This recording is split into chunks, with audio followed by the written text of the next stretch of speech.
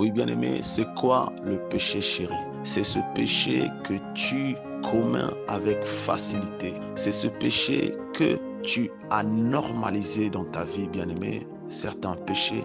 Et nous trouvons ça normal parce que on se dit que l'humain ne peut vivre sans ça. Bien-aimé, ce n'est que le mensonge du diable. Tu peux vivre sans le péché, c'est possible. J'aimerais dire à quelqu'un ce matin, commence souvent par la convoitise. Quand tu prends une décision de faire quelque chose qui n'est pas bien et ta conscience sait bien que ce que je fais n'est pas bien et tu le fais aujourd'hui, ça te donne le goût de refaire encore demain et ça devient une habitude, bien-aimé. C'est par là que tu tombes dans ce filet du péché chéri.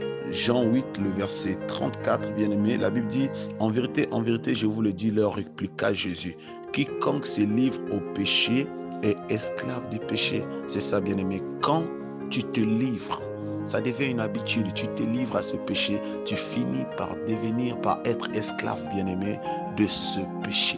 La première conséquence, bien-aimé, tu deviendras esclave, captif, bien-aimé, de ce péché. Et la deuxième conséquence, bien-aimé, est que le péché chéri te crée le retard dans la vie. Le péché chéri fait de sorte que la chose que tu pouvais recevoir en une semaine, tu le reçois dans une année ou soit dans 10 ans, ou soit dans 5 ans, ça dépend, bien aimé. Le péché chéri retarde notre destinée. Je vais prendre un exemple simple. La Bible nous parle du peuple d'Israël que Dieu a fait sortir du pays de l'Égypte. Ce peuple, en sortant de l'Égypte, bien aimé, dans l'idolâtrie. Oui, parce que c'est ça la vie en Égypte et ce peuple va s'habituer dans ce même rythme pendant des années et lorsque Dieu va faire sortir ce peuple, bien aimé, quand je fais des recherches dans la Bible, j'ai appris qu'il y avait un chemin plus court pour arriver à Canaan. Je pense un chemin de 3 jours pendant 430 ans en Égypte à cause du péché chéri.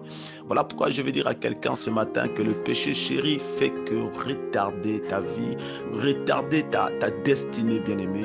Oh, c'est pas la faute de Dieu. Ne dis pas que mon temps n'est pas encore arrivé. J'entends des chrétiens dire Dieu me bénira en mon temps. Bien-aimé, des fois le temps était arrivé depuis longtemps. C'est le péché qui t'empêche d'entrer dans ta destinée.